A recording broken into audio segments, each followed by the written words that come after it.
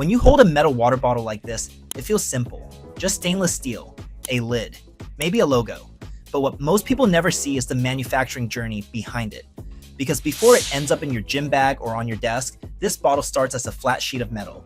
I'm Jason, the founder and CEO of Paking Duck, and in this video, I'm going to show you exactly how a metal water bottle gets made from scratch. From raw steel to forming to shaping to branding. And along the way, you'll see how brands like Ari turn a simple container into something people actually want to carry every day. What used to feel like a simple utility item has grown into something much more tied to lifestyle, design, and brand identity. You see them in gyms, offices, airports, classrooms, and content online, which says a lot about how deeply they've been woven into modern consumer habits. Part of that rise comes from practicality. Metal bottles are durable, reusable, and generally offer a more premium feel than many plastic alternatives. They also align with a broader consumer preference for products that feel long-lasting and intentional. For brands, that matters. A metal bottle isn't just functional, it gives them a chance to create something that feels elevated in the hand and visually consistent with the rest of their brand. That's where the product starts to become more interesting. Details like finish, form, weight, color, and logo treatment all shape how the bottle is perceived. A clean matte exterior can communicate modern simplicity. A brushed metallic finish can feel technical or refined. Even the silhouette of the bottle can influence whether it feels athletic, luxurious, or everyday practical. What looks simple on the outside is usually the result of many precise manufacturing decisions working together. And to understand why one bottle feels generic while another feels intentional, it helps to start at the very beginning, with the raw material itself.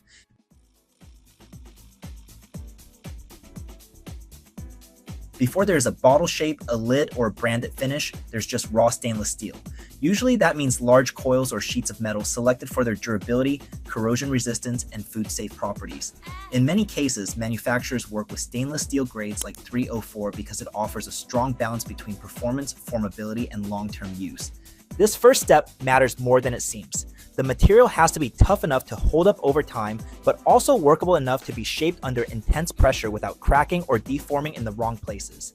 If the base material isn't right, every step after this becomes harder to control. So even though it may look like the simplest part of the process, material selection is really the foundation. Because once the steel is chosen, the next challenge is turning something flat and industrial into the first recognizable version of a bottle.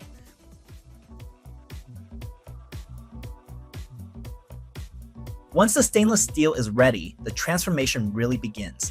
A flat metal sheet is fed into a forming process known as deep drawing, where a hydraulic press forces the material into a mold to create a hollow cylindrical shape.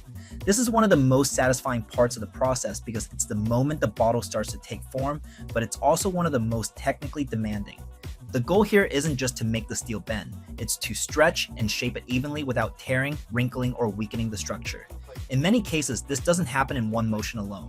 The bottle may go through multiple stages of forming to gradually reach the right depth and proportions while preserving the integrity of the metal. At this point, the bottle finally looks like something familiar, but it's still rough around the edges. That's why the next step is all about cleaning up the shape and making sure every unit is consistent.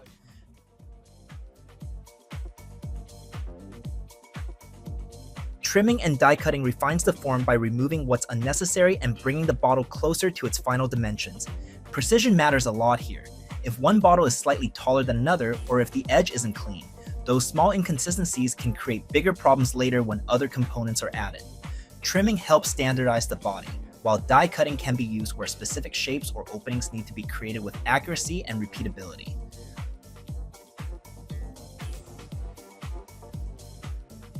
The bottle now has a more controlled shape, but it still needs one of its most important functional features.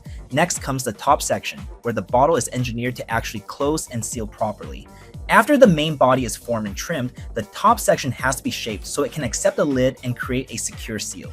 That process usually involves necking, where the opening of the bottle is gradually reduced and formed into the correct diameter and profile. From there, threading is added so the cap can screw on smoothly and consistently. It might sound like a small detail, but this stage has a huge impact on the final experience of the product.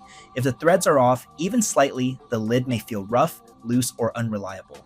And when you're dealing with a water bottle, that can quickly turn into leakage, poor insulation performance, or a product that simply feels low quality in the hand. So while necking and threading may not be the flashiest part of the manufacturing journey, it's one of the clearest examples of how precision affects usability. Now that the structure is in place, the bottle can do its job. The next step is making sure it also looks and feels the way a finished product should.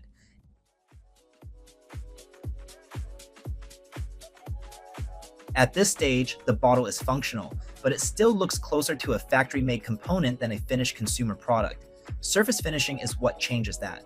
This is where the exterior gets refined through polishing, brushing, coating, or other treatments that affect both appearance and feel.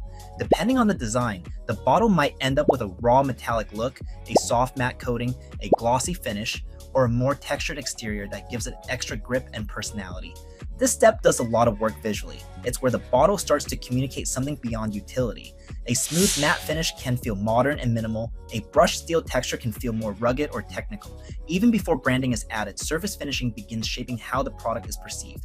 It also plays a practical role. Finishes can improve durability, resist wear, and help the bottle hold up better over time. So it's not just about making it look nice. It's about preparing the product for real use while giving it a more intentional identity. And once the surface is ready, the next layer is what makes the bottle unmistakably tied to a brand.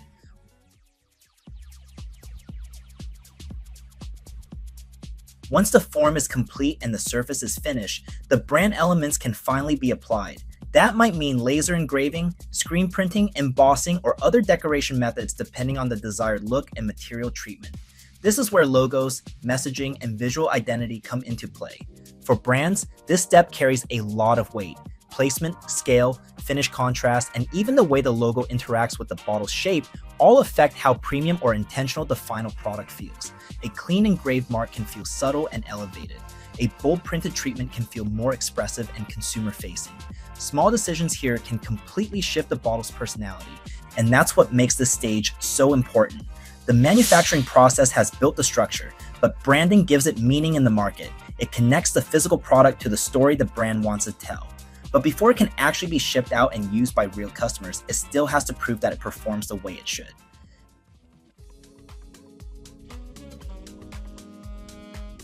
Before a bottle is ready to leave the production line, it has to go through quality control.